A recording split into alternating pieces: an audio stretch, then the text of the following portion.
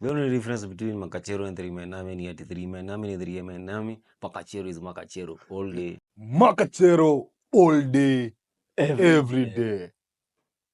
Ndo sisi yao. So leo your hosts Benjamin Franklin. But unajua hiyo jina na kuitaga hiyo jina mbona? Benjamin Franklin. I've been calling you that name for the last 10 years.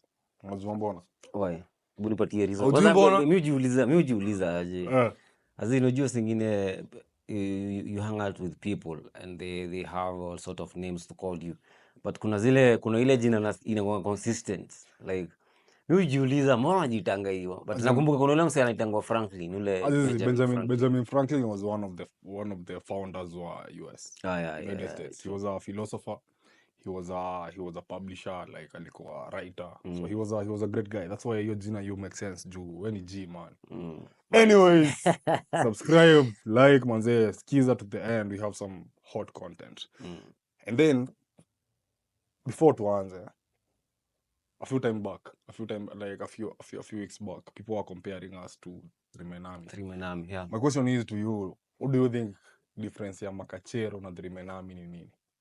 The only difference between Makachero and Three Man Army ni ati Three Man Army ni Three Man Army, Makachero is Makachero all day.